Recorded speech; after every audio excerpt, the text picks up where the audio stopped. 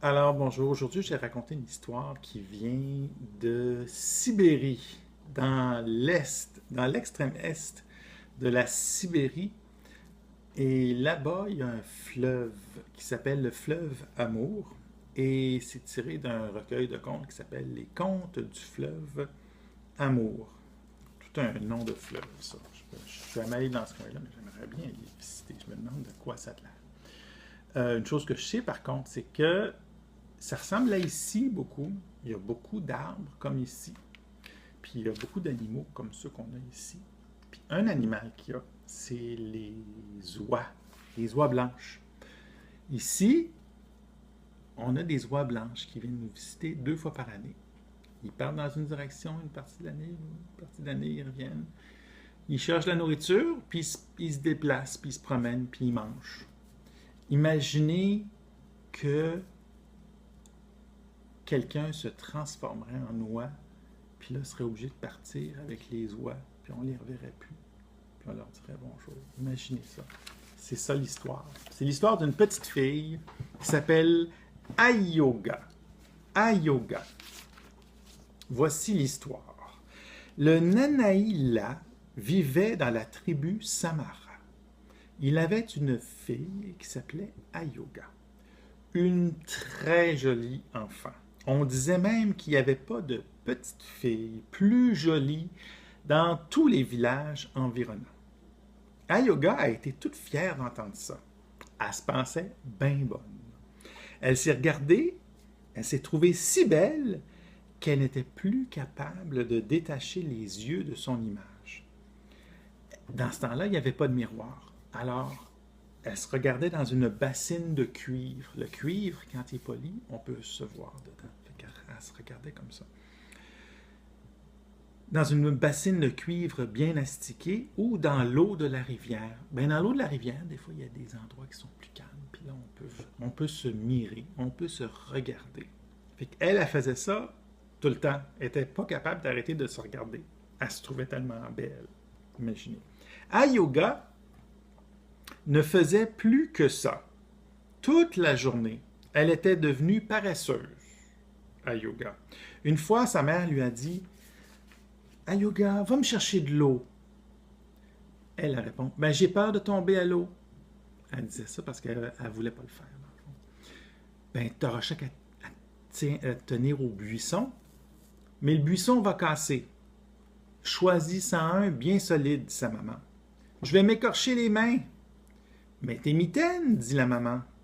Elles vont se déchirer, a répondu Ayoga en se mirant, en continuant à se regarder dans, dans l'eau. Tu n'auras qu'à les recoudre, les mitaines. Mais l'aiguille va se casser. Prends-en une grosse, dit son père. Je vais me piquer les doigts. Mets un gros dé de cuir d'orignal. Ça, un dé, ça, tu mets ça, là, c'est comme ça sur le bout des doigts. Puis c'est en gros cuir, puis ça aide à pousser l'aiguille quand tu veux la pousser dans coudre. C'est à ça que ça sert. Prends-en une grosse aiguille, dit son papa. Je vais me piquer les doigts. Mets un dé de gros cuir d'orignal. Il va se déchirer, répondit Ayoga, qui ne bouge toujours pas. Alors, ben, c'est la fille du voisin qui dit ben moi, je vais y aller en chercher de l'eau, maman. Ou en fait, elle dit mère. Parce que dans ce temps-là, les personnes qu'on respecte, dans ce temps-là, on disait mère ou père. C'est ça. Je vais aller chercher de l'eau, mère. Mais c'est pas vraiment sa mère. Là. Alors, ben, la voisine est allée au fleuve, puis elle a rapporté de l'eau. La mère d'Ayoga a pétri la pâte, elle a fait des galettes de merises, elle les a cuites sur des pierres brûlantes. C'est comme ça qu'on faisait ça dans ce temps-là. On prenait des pierres, on les chauffait bien comme il faut. Puis là, ben, on mettait les galettes dessus. Là, Ayoga a vu les galettes. Elle a crié « Donne-moi une galette, maman! » Alors la maman a dit « Ben, elle est chaude. Tu vas te brûler les mains. Ben, je vais mettre les mitaines. Ben, elles sont toutes mouillées. Ben, je vais les faire sécher au soleil.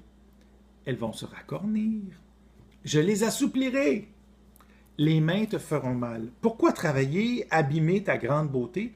Je préfère, moi, donner la galette à une fille qui n'a pas peur d'abîmer ses mains. Et la mère a donné la galette à la fille du voisin. Ayoga s'est fâchée, elle est partie au bord du fleuve, elle s'est installée, puis elle s'est regardée dans l'eau. La fille des voisins était derrière, puis elle a mangé sa galette. Pour la voir, ben Ayoga, elle s'étirait le cou pour essayer de la voir, puis en s'étirant le cou s'est allongé, puis s'est allongé, puis s'est allongé. La fille du voisin disait « Tu veux de la galette, Ayoga? Tu veux de la galette? Ben prends-en, je te la donne. » Puis elle lui jette de la galette pour qu'elle puisse la manger. Ayoga est devenue toute blanche de colère. Elle, la plus belle de toutes, acceptait une galette déjà mordue, déjà mangée.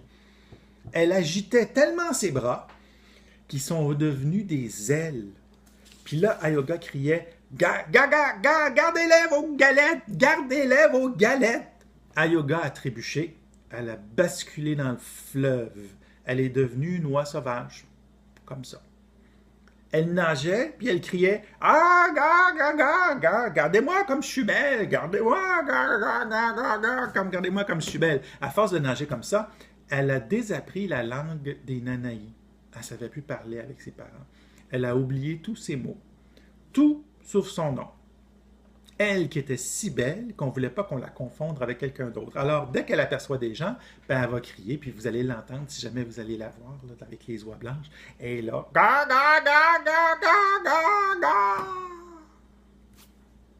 c'est l'histoire.